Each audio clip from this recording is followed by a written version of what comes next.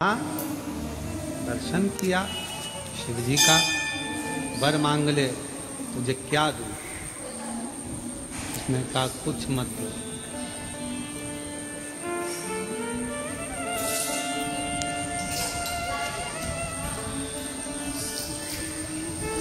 कुछ मत। मैंने मांगने के लिए यहाँ थोड़ी ना बैठा था, मैं तो उसके लिए बैठा था, वो चली गई, तो अब क्या मांगूंगा। वो दंडी था, फिर भी शिव प्रसन्न था। अभी तो तू इतना सुंदर नहीं है कि तेरे पर कोई मोहित हो। मैं वर देता हूं तुझको। आज शिवरात्रि की रात्रि में तू मेरे मंदिर में बैठा इंतजार करा, भले स्त्री का करा, पर रात भर जागा है मेरे मंदिर के अंदर। अगला जन्म बड़ा सुंदर बनेगा, राजा के घर में तेरा जन्म होगा, राजकुमार होगा। अभी तू उस स्त्री के लिए रात भर जगा है, तेरे लिए स्त्री रात भर जगेगी। तू क्या चिंता, ना सुंदर बना दूंगा तेरे, इतना सुंदर। समय आया, दुस्साह के प्राण छूटे, शिव के धाम गया। वहां से चित्रअंगद राजा का बेटा विचित्र वीर के रूप में, उसका जो चित्रअंगद का बेटा वो विचित्र वीर है। उसको पूर्व का स्मरण था कि मैं एक चंडाल का पुत्र था और शिव जी ने मुझे दर्शन दिया था, शंकर भगवान ने मुझे वर दिया था। बड़ा सुंदर बना विचित्र वीर, इतना सुंदर कि जो उसको देखा उसके ऊपर लोग। हम पहले भी कहे, आज फिर कहते हैं आपको, यदि भगवान शंकर की आराधना आप कर रहे हो तो आपको ब्यूटी पार्लर जाने की जरूरत नहीं पड़ेगी। आप सुंदर होते चले, आपके चेहरे पर स्वयं चमक आती चली जाएगी, आपको कहीं नहीं जाना, कहीं।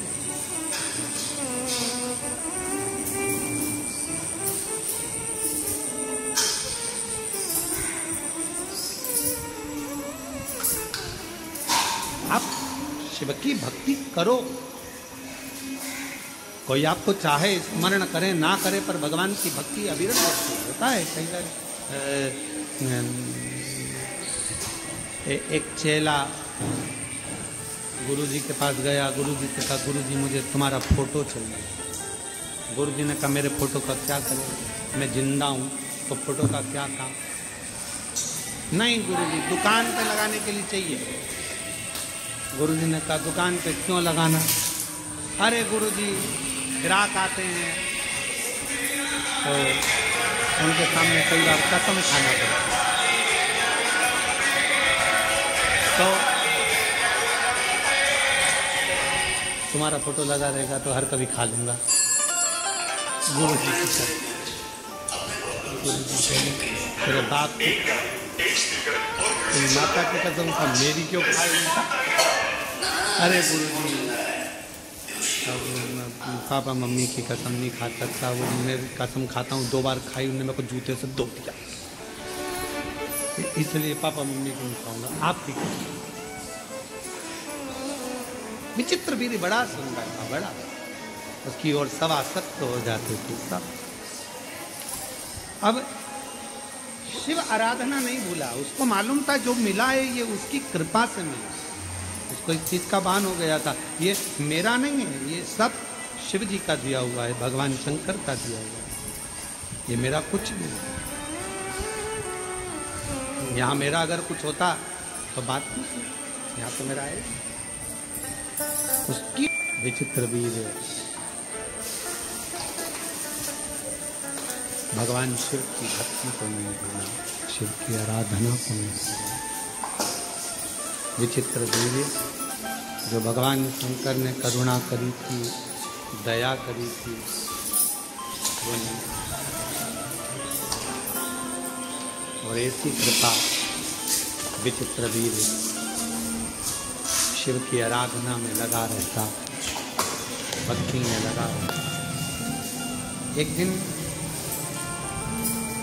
अच्छा कर्म कर रहा था, श्रेष्ठ कर्म करते करते फिर शिवरात्रि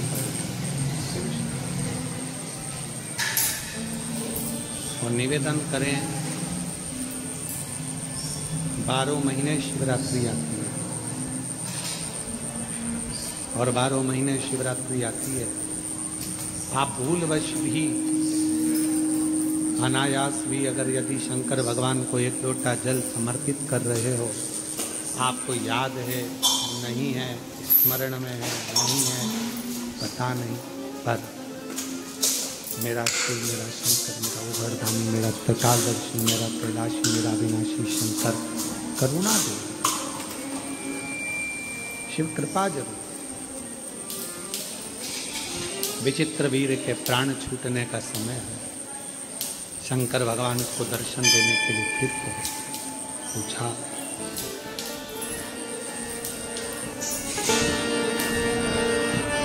शिव जी ने फिर पूछा, अब कुछ चाहिए? पहले तू दुस्साहा बना, एक चंडाल का बेटा, शिवरात्रि के दिन मंदिर तक पहुंचा, उसका फल तुझे ये मिला कि तू एक राजकुमार बन गया।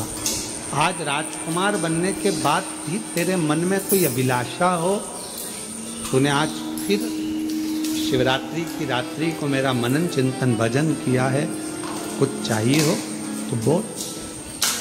अब बोला विचित्र वीर ने कहा कि आपसे बस इतना वर चाहिए, मैं आपके द्वारा प्रकट होना चाहता हूं,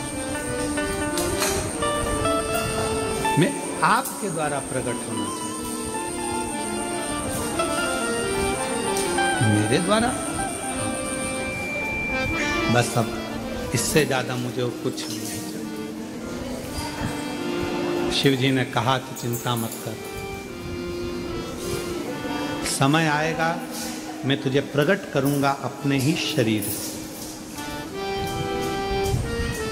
आपका बेटे की तरह, आपका गण बनकर आपका साथ रहना चाहता हूं, आपका रहना चाहता हूं। समय आया और जब माता सती जलकर भस्म हुई, दक्ष प्रजापति की यज्ञशाला को विध्वंस करने का जब समय आया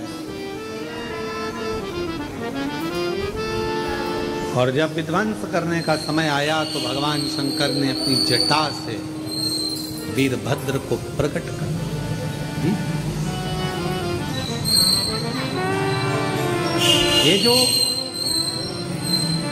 विचित्र वीर है, यही जो दुस्साह बना, विचित्र वीर बना, फिर बाद में वही भगवान शंकर की जटा से प्रकट होकर वीरभद्र बन गया। शिव जी ने अपना गण बना लिया, शंकर भगवान ने उसको अपना बनाकर अपना स्वीकार कर लिया, अपने ये मेरा है। जाओ वीरभद्र, पूरी यज्ञशाला को विध्वंस करो। और वीरभद्र ने जाकर पूरी यज्ञशाला को विध्वंस किया। जो सती माता जलकर भस्म हुई थी, वही हिमालय राज के घर में मैनावती जी के गर्भ से पार्वती के नाम से विख्यात घोर तप माता पार्वती जी ने करा और उस तप साधना से भगवान शिव उनको पति के रूप में मिले। भगवान देवाधिदेव महादेव माँ पार्वती जी के साथ पधार रहे हैं। जोरदार ताली बजाकर स्वागत करिए। सुंदर भगवान शंकर पार्वती मंगल विवाह हो रहा है। ये प्राप्त कर लेगा और उसकी जीवन स्थान पर जिस दिन वह अच्छे गुरु की शरणागति में पहुंचे। अब एक बात दतिया वाले उतार कर रखिएगा अपने अंदर कि असली गुरु की शरणागति कैसे है। हम असली गुरु ढूंढने के लिए कहाँ जाएं? असली गुरु की शरणागति कैसे होती है? असली गुरु को हम ढूंढने के लिए कैसे जाएं? असली गुरु के पास हम पहुंचे तो पहुंचे कैसे? एलईडी चालू करिए। एलईडी वाले जहां कहीं बैठे हों एलईडी चालू करिए। सदगुरु की एलईडी बंद पड़ी है। असली गुरु की शरणागति कैसे? भगवान शिव ने कहा, पार्वती, असली गुरु से मतलब यह होता है कि जो आपको सतमार्ग की ओर लेकर जाए। असली गुरु वो नहीं होता कि आपको ये कह दे कि आप धनपति बन जाओ या करोड़पति बन जाओ या सत्तापति बन जाओ या वैभवपति बन जाओ या आपके पास में बहुत सारा धन आ जाए, वैभव आ जाए, सत्ता आ जाए, दौलत आ जाए, धन आ जाए। असली गुरु जो होगा वो आपको कहेगा कि आप जितना भगवान की भक्ति में रमोगे, आप जितना भगवान के भजन में रमोगे, आप जितना शंकर के मंदिर जाओगे, आप जितना भगवान की स्तुति करोगे, आप भगवान के करीब में भी जाते चले जाओगे और तुम्हारे घर में अपने आप वैभव बढ़ता चले जाएगा। आपको ढूंढना नहीं पड़ेगा। धन ढूंढने के लिए,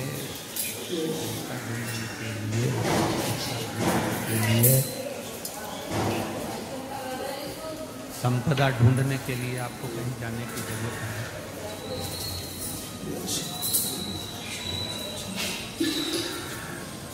बस आप भगवान की शरणागति को जितना ग्रहण कर सकते। आज सोमवार के व्रत किस किसके? बहुत सारों के घर लोग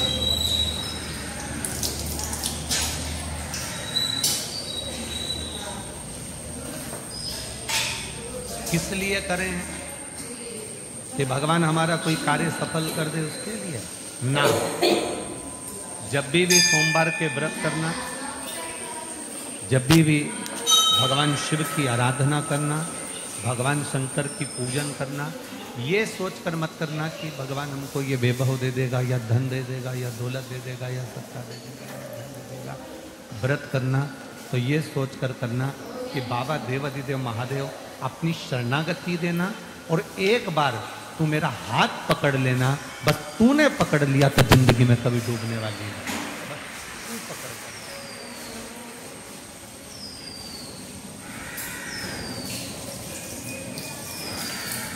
कुष्मांड ऋषि का पुत्र मंडप जिस दिन श्रेष्ठ गुरु की शरणागति में पहुंच गया, उस दिन भटकना है तो कहीं बैठे।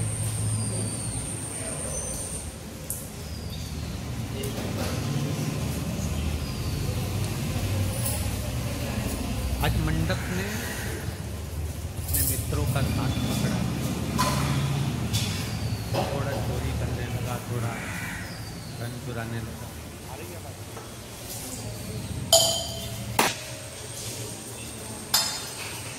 थोड़ा चोरी करने लगा, थोड़ा धन चुराने लगा।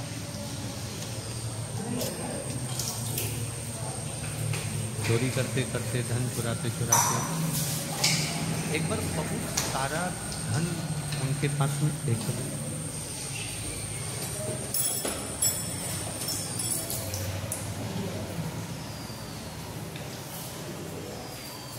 और जब बहुत सारा धन एकत्रित हुआ तो मित्रों ने मंडप को मार अधमरा छोड़कर उसको जमीन पर पटक कर चले। जरा शिव की कृपा देखिएगा, शंकर की करुणा। अधमरा छोड़कर आधा मरा हुआ जानकर उनको लगा कि मर गया, इसकी सांस रुक गई है, ये प्राण त्याग दिया, प्राण छोड़ दिया, ये मर गया।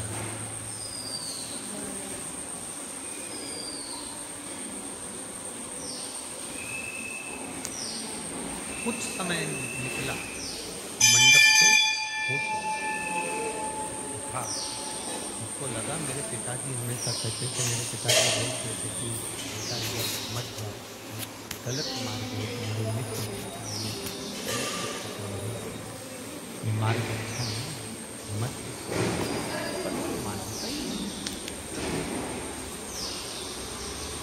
मंडप के मन में आया कि अगर मैं घर जाता हूँ और पिताजी से कहूँगा कि मेरे दोस्तों ने, जिन दोस्तों के लिए मैंने घर त्यागा था, जिन दोस्तों के लिए मैंने घर छोड़ दिया था, जिन दोस्तों के लिए मैं चोरी करता था, जिन दोस्तों के लिए मैंने धन एकत्रित किया, आज उन दोस्तों ने ही मुझे मार डाला, आज हमारा छोड़ कर चले गए। अगर मैं घर जाता हूँ और घर जाकर ये बात कहता हूँ तो ठीक नहीं।